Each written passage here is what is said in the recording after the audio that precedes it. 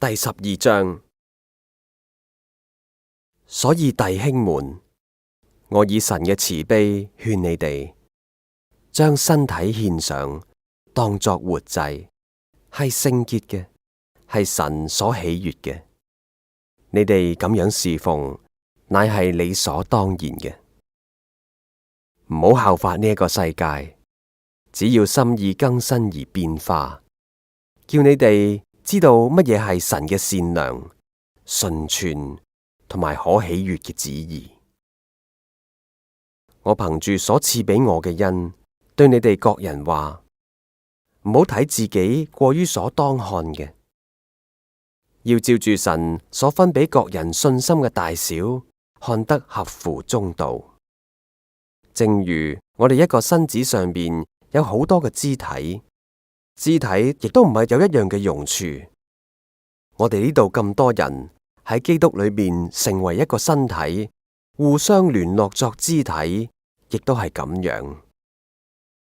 按我哋所得嘅恩賜各有不同，或者係講預言嘅，就應當照着信心嘅程度講預言；或者係作執事嘅，就當專一執事；或者係教導嘅，就當專一教導；或者係作勸化嘅，就當專一勸化；施捨嘅就當誠實；治理嘅就當殷勤；憐憫人嘅就當甘心。愛人唔可以虛假，惡要厭惡，善要親近。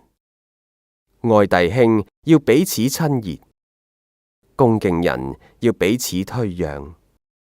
殷勤唔可以懶惰，要心裏火熱，常常服侍主。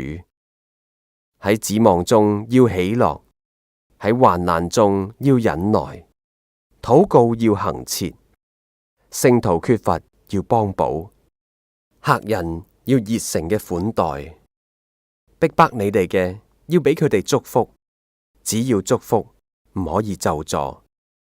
與喜樂嘅人要一同喜樂，與哀哭嘅人要同哭，要彼此同心，唔好自氣高大，倒要俯就卑微嘅人，唔好自以為聰明，唔好以惡報惡。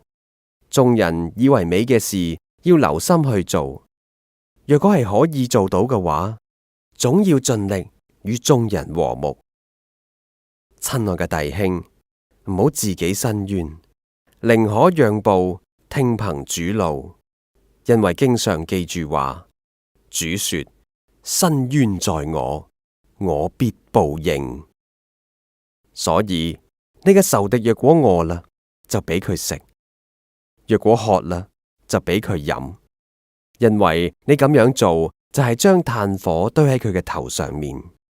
你唔可以為惡所勝，反要以善勝惡。